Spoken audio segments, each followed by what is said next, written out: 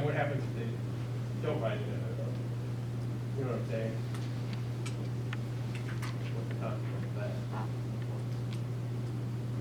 Presumably be the same consequence as any employee that's supposed to record it and says this isn't. I mean, it'd be the same consequence of whoever violates subpart G, right? It'd be the same consequence. I guess there's a significant percentage of our department who don't have body cams. So if we're saying, I guess we're saying employees issued a body cam shall document that. Yeah. Because there's still a pretty significant portion of the department that does not have body cams. You know, and they're not going to be thinking that way just because it's not in their normal course. Fair. So I'm just trying to have that. Understood, and I like that, that's fine. If the employees issued a body camera footage, she'll also indicate when it's not recorded and read rational. Yeah, I think that.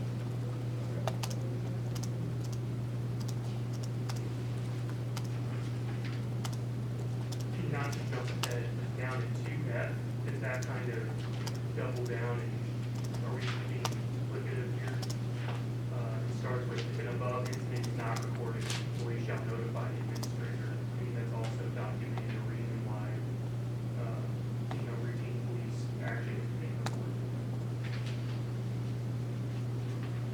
Only because I don't know how ECWS works or incident reports. I mean, I think that, to me, those are two separate documents, right? And I think that if they're gonna create a document and they're specifically advised or instructed by the general order to say, this is recorded, I don't think it is duplicative and or, I guess, an undue burden, right? For them to say, it wasn't recorded, this is why the same documents are recorded.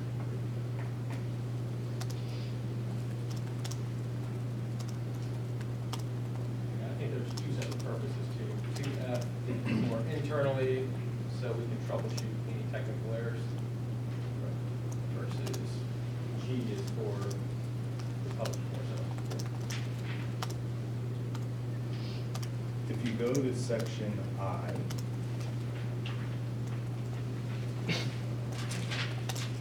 think this is another timeline or a time restriction issue, right? Supervisor shall monitor the number of unclassified reports and shift to ensure employees are classifying and labeling them.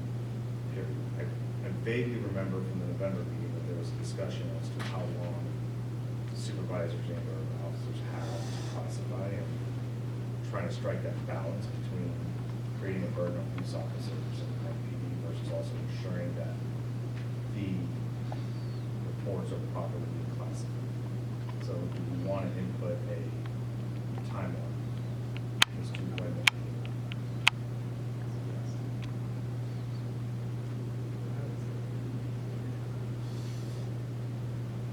Sergeant Ferguson, or you're up, you think it's feasible to have a supervisor monitoring every employee? Yeah, how the system currently works right now is,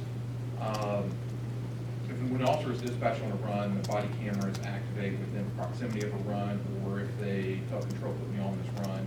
And then it is the body worn camera, as long as one person classifies that camera, all of them should classify, unless there's a problem with the system. There are periodic audits that are ran, I think, once every quarter. There's an audit that's ran, and if an officer has 40 or more unclassified videos, then they're flagged. And that gets sent to all supervisors. Hey, can you make sure your officer has classified these videos? In my history of getting that list, the majority of the officers who have unclassified videos are the ones where they might turn on their lights to block an intersection, or they might have some, like an ambulance coming through, they have to turn their lights. Well, that automatically triggers your body camera. You turn it off, you're not necessarily going to remember to go back and classify that video. So for any recording or activation that's longer than 30 seconds, requires a classification done on it. So the majority of the unclassified videos that I'm seeing are the ones that are unclassified. There's no reason to classify them. But there are a check and balance in place that the department has to where every quarter they run that report to where they get classified. And then it falls on the supervisor of that officer to then make sure that person is a repeat person on that list of not classifying their videos. I've had to do it before where we've pull that officer in, and we've done a coaching session with them, being like, hey, you need to classify your reports. Just for maybe my understanding, what is the classification?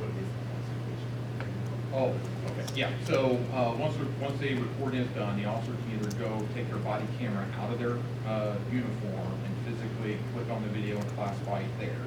There's a, they gotta go to the video, then there's a tab up at the top, and then there's a drop-down box, and they choose one of the drop-down selections. I think there's about 15 or 20 different selections that they get to choose from, there's several of them, to classify that video. Like, does that classify mean like sort of Classify listening type. or like? Yeah, it's by run type. Okay. So like no report, misdemeanor arrest, felony arrest, traffic stop, training, ERG, emergency response group event, a SWAT event. Because then, once it's classified, that the different classifications are how long the videos are stored for. And also, that also will help investigators search if they're looking for a certain type of event. It can narrow the search down on what you're, if you're trying to find a video, it can help narrow down what type of video you're trying to find. Does the video, I believe, does the video automatically get deleted after a certain period? My That I understanding is don't know. no video has been, so this has been almost going 5 years that we've had, body cam. My understanding is no video has been deleted. Even the Accidental. arbitrary ones, accidental. We're nowhere near our Stores.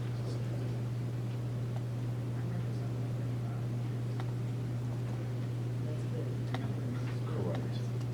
Because I think, yeah, Christensen, my thought process is, Sergeant Ferguson, I see what you're saying in terms of, I don't ever want to have a scenario where something is being unclassified or overlaps with a period where it's not, audit's not being done, right? And so that an officer inadvertently video was lost because it wasn't classified appropriately and an audit wasn't being done on a timely basis. Right? And that's what I'm concerned about. We don't have a timeline on some unclassified videos.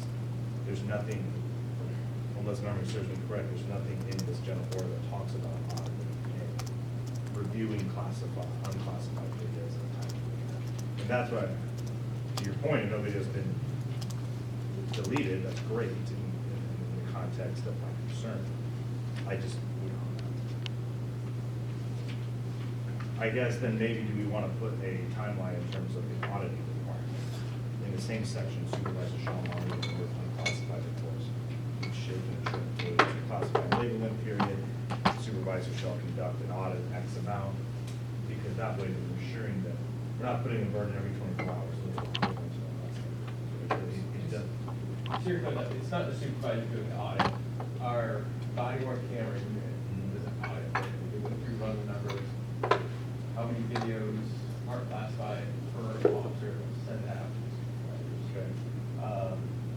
Because yeah, honestly, I don't think it's feasible, maybe possible for a supervisor to go through each shift and be chasing Makes down sense. everyone's cameras across the district and see if they're classified. Makes sense. So if we added language to upon receiving quarterly audits, supervisors shall ensure that their officers Sure, are officers are classifying their videos according to the general order. Yeah, because if you, for a supervisor to search every officer, we would have to physically type the officer's name into the web-based system. And then we would have to then go select a time frame and then have to go down through the drop box down at the very bottom for unclassified and then hit that. And then we would have to do that for every single officer that we have on our shift. Some shifts, just like for East District Lake shift that I was on, we have 50 officers. So if you